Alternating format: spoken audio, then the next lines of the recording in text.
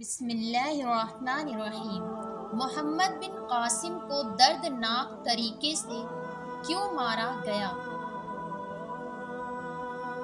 ناظرین، محمد بن قاسم کے حوالے سے ہماری تاریخ اور مدارس کتب بار بار یہ تو بتاتے ہیں کہ محمد بن قاسم نے 17 سال کی چھوٹی سی عمر میں سپہ سالاری کرتے ہوئے سندھ پر حملہ کیا اور بڑی مہارت سے دبل سے لے کر ملتان تک کا علاقہ تھوڑے سے عرصے میں فتح کر لیا۔ تاہم یہ کتابیں اس حوالے سے مکمل طور پر خاموش ہیں کہ محمد بن قاسم سندھ فتح کرنے کے بعد آخر کہاں گئے، محمد بن قاسم کی موت کب اور کیسے واقع ہوئی، آخر جس انسان نے 17 سال کی عمر میں سندھ فتح کر لیا اس نے باقی زندگی کیسے گزاری، یہی ہماری آج کی ویڈیو کا موضوع ہوگا۔ اور آج ہم آپ کو بتائیں گے کہ محمد بن قاسم کو کس دردناک طریقے سے مارا گیا اور محمد بن قاسم کی عبرتناک موت کا سبب کیا تھا۔ ویڈیو میں آگے بڑھنے سے پہلے نئی آنے والی ناظرین سے گزارش ہے کہ ہمارے چینل ناظر ٹیوب کو سبسکرائب کریں، جہاں آپ کو بالخصوص اسلامک ہسٹری اور بالعموم دنیا بھر کی منفرد معلومات پر مبنی ویڈیوز ملتی رہیں گی۔ ناظرین، محمد بن قاسم کا پورا نام امام الدین محمد بن قاسم تھا، جو بنو امیہ کے ایک مشہور اور ظالم سپہ سالار حجاج بن یوسف کے بھتیجے تھے۔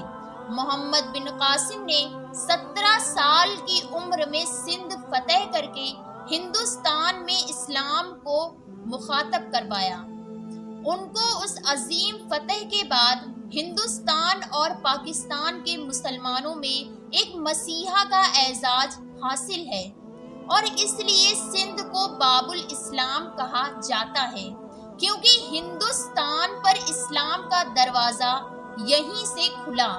ناظرین، جس علاقے پر سندھ کا علاقہ ہوتا تھا وہ بہت لمبا تھا۔ یہ مغرب میں مکران تک، جنوب میں بحرائے عرب اور گجرات تک، مغرب میں مالوے کے وسط اور راجپوتانے تک، شمال میں ملتان سے گزر کر جنوبی پنجاب سے اندر تک وسیع تھا، اور اس تمام تر علاقے کو سندھ ہی کہا جاتا تھا۔ مگر یہ سندھ 2 حصوں میں تقسیم تھا۔ شمالی سندھ پر راجہ داہر کے بڑے بھائی دہار سیاہ کی حکومت تھی، جبکہ جنوبی سندھ پر راجہ داہر حکمرانی کرتا تھا۔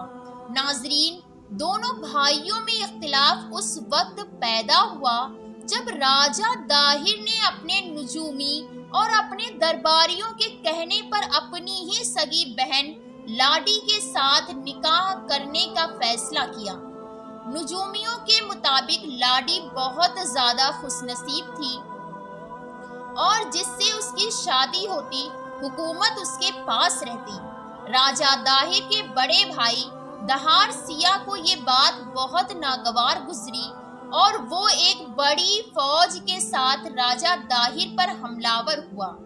اس سے پہلے کہ دونوں کی آپس میں جنگ ہوتی، راجہ دہار سیاہ چیچک کی بیماری کا شکار ہوا اور مارا گیا، اور اس طرح راجہ داہر پورے سندھ کا راجہ بن گیا۔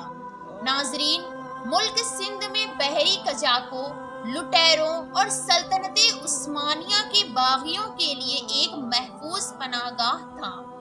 ایک مرتبہ سری لنکا کے حاکم نے کچھ تحفے خلیفہ کی خدمت میں ابسال کیے، اور اس جہاز میں کچھ مسلمان عورتیں بھی بیت اللہ شریف کی زیارت کے غرض سے سفر کر رہی تھیں، لیکن دبل کے مقام پر یہ جہاز بحری لٹیروں کا نشانہ بنا اور جہاز کے تمام مسافروں کو قیدی بنا لیا گیا، سوائے ایک فرد کے جو فرار ہو کر حجاج بن یوسف کی خدمت میں پہنچا۔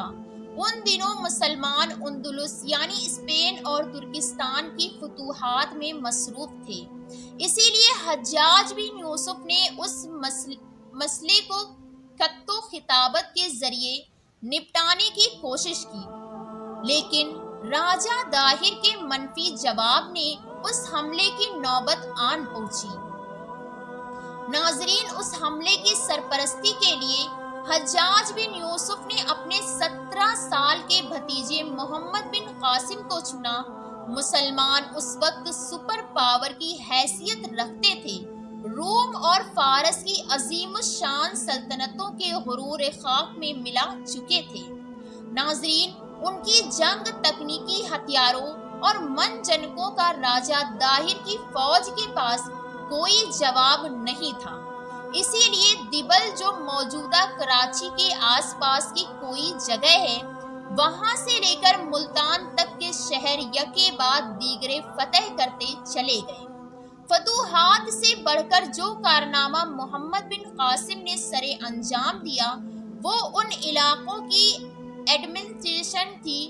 اس نے فتح کے اگلے روز ہی یہ اعلان کروا دیا کہ جو آدمی اپنے مذہب پر قائم رہنا چاہتا ہے اسے اپنے مذہبی طور طریقے اپنانے کی مکمل آزادی حاصل ہے۔ اس کے علاوہ مندروں اور گرجے کا سالانہ وظیفہ بھی بیت المال سے مقرر کیا۔ اب عوام الناس میں اتنا زیادہ مقبول ہو گیا کہ شہر کے لوگوں نے ان کی یاد میں شہر کے بیچوں بیچ ان کا مجسمہ تعمیر کروایا۔ ناظرین، اب شروع ہوتا ہے اس کہانی کا تاریخی باب۔ تقریباً سارے ہی مورخین اس بات پر متفق ہیں کہ محمد بن قاسم کی وفات 20 سال کی عمر میں ہوئی، جب کچھ نے 19 سال لکھا ہے، مگر اس بات پر سب متفق ہیں۔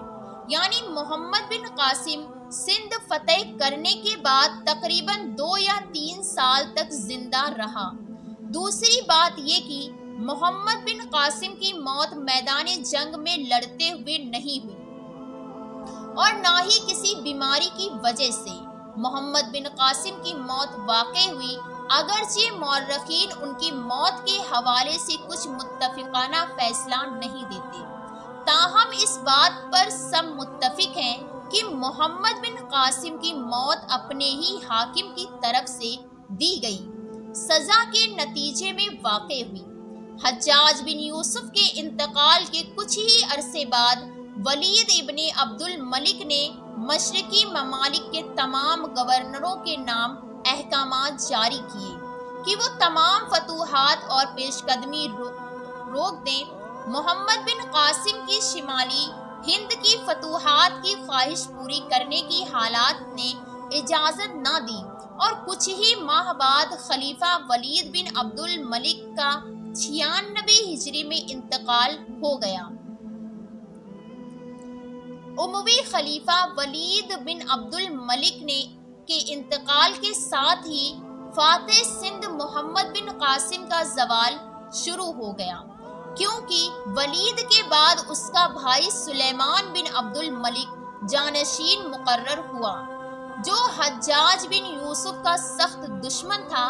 حجاج کا انتقال اگرچہ اس کی خلافت کے آغاز سے قبل ہی ہو گیا تھا، لیکن اس عداوت کا بدلہ اس نے حجاج کے تمام خاندان سے لیا اور محمد بن قاسم کی تمام خدمات اور کارناموں کو نظر انداز کرتے ہوئے انہیں حجاج کے خاندان کا فرد ہونے کے جرم میں اطاعت کا نشانہ بنایا۔